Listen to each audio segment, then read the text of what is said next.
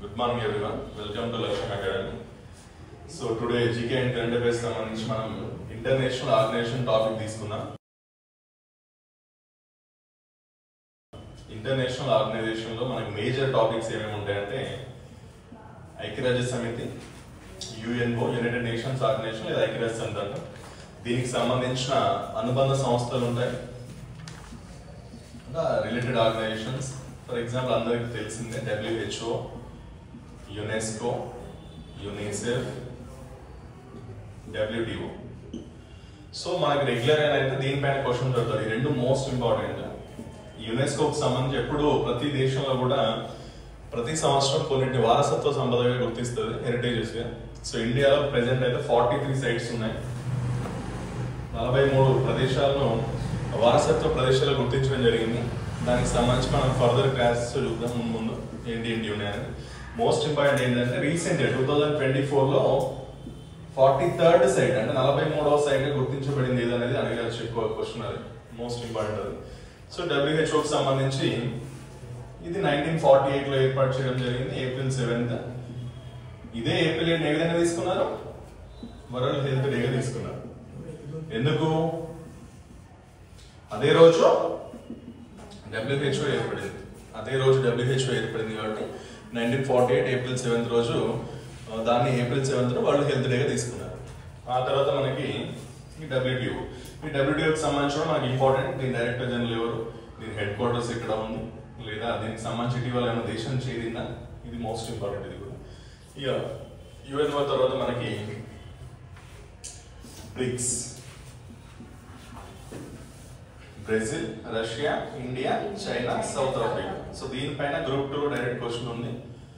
మీరు పేపర్ ఇవ్వచ్చు, group 2 paper మొన్న జరిగిన గ్రూప్ 2 TGPSCలో దానిపైన డైరెక్ట్ క్వశ్చన్ ఉంది. ఎలా అడిగాడంటే బ్రిక్స్ 12వ సమావేశం 13, 14, 15 అని ఇచ్చి ఇటువైపు కంట్రీస్ ఇచ్చాడు, ఇండియా, సౌత్ ఆఫ్రికా మ్యాచ్ చేయండి అని చెప్పేసి. సో దీనిపైన మళ్ళీ కంటిన్యూస్ అడుగుతాడు. దీనిలో ఎన్ని దేశాలు ఉన్నాయి? ఫస్ట్ 5 ఉండేటివి, ప్రెజెంట్ 9 అయినాయి, 9 అయినాయి. ఇది ఇంపార్టెంట్, దాని గురించి తెలుసుకుందాం మనం ఫర్దర్ గా. ఆ తర్వాత ఏషియా అని ఉంటుంది, association of south east Asian nations, ఇది ఇంపార్టెంట్. సో ఇలా దీనిపైన క్వశ్చన్స్ ఎలా అడుగుతారంటే దీని హెడ్ క్వార్టర్స్ ఎక్కడ ఉంది, ఇది ఏ సంవత్సరంలో ఏర్పడింది, ఇండియాకు ఏషియాకి మధ్య ఏమైనా సంబంధాలు ఉన్నాయని చూద్దాం ఫర్దర్ గా. ఆ తర్వాత G7, G20. ఈ G20 మీకు తెలుసు ఇండియాలో జరిగింది కదా దీని సమావేశం ప్రీవియస్లీ. ఇప్పుడు ఏ ఇయర్లో జరిగింది ఇండియాలో? 23. సో దానిపైన ఫర్దర్ కూడా క్వశ్చన్ అడుగుతాడు, ఫ్యూచర్ లో కూడా క్వశ్చన్స్ అడుగుతాడు. అర్థమైందా? అది ఎప్పటికీ ఇంపార్టెంట్. ఎందుకంటే ఫస్ట్ సమావేశం ఇండియాలో మళ్ళీ జరగడానికి దాదాపు ఇంకొక 15-20 సంవత్సరాల పైన పడుతుంది కాబట్టి అది continuous important example. Next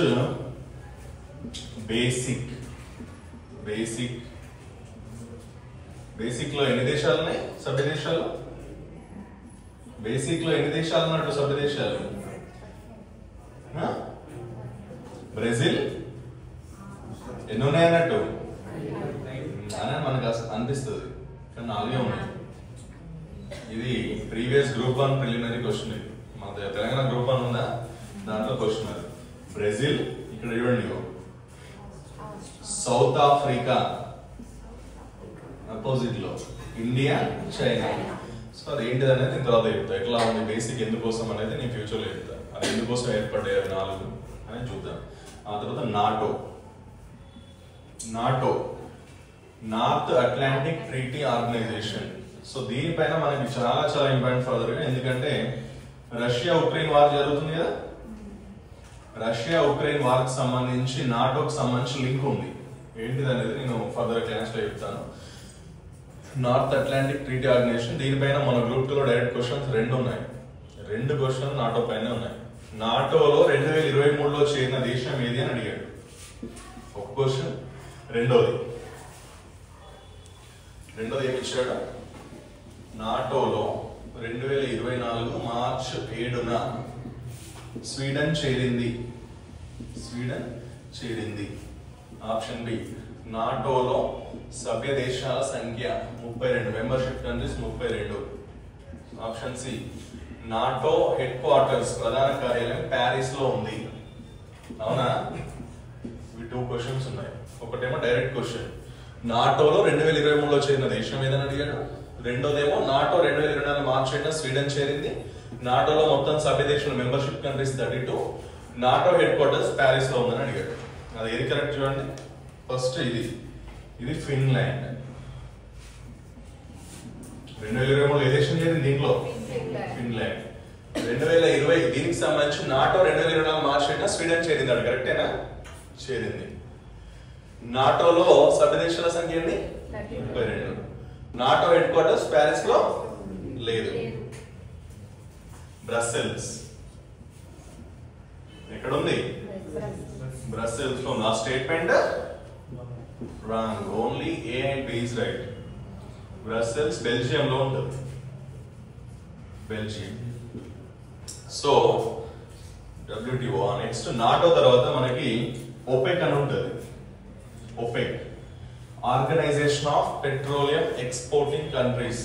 OPEC petrol రేట్లను దాదాపు నిర్ణయించేది ఏదన్నట్టు సింపుల్ చెప్పాలంటే ఇదే నిర్ణయిస్తుంది. OPEC, Organization of Petroleum Exporting Countries. తర్వాత బ్రిక్స్, తర్వాత బిమ్స్టెక్ ఉంటుంది. బిమ్స్టెక్. సార్క్ ఉంటుంది. South Asian Association for Regional Cooperation. తర్వాత APEC ఉంటుంది. Asia Pacific Economic Cooperation. Next European union, African union. ఇవన్నీ కూడా ఉంటాయి. మన కంటిన్యూస్ టాపిక్ అది. మినిమం 1 డే టైం పడుతుంది అవన్నీ వాటి గురించి డిస్కస్ చేయడానికి. ఓకే, సో ఇది మనకి జీకే కరెంట్ అఫైర్స్ సంబంధించి international organization topic. Minimum 1 day full day time పడుతుంది అన్నింటికి కూడా. అండ్ లక్ష్యంలో ఎస్ఎస్సి జీడీకి సంబంధించి క్లాసెస్ స్టార్ట్ కావడం జరిగింది. ఎస్ఐ కానిస్టేబుల్తో కలిపి అవి సపరేట్గా తీసుకుంటారు వాటి సబ్జెక్ట్ లెంత్ని బట్టి. Okay, thank you.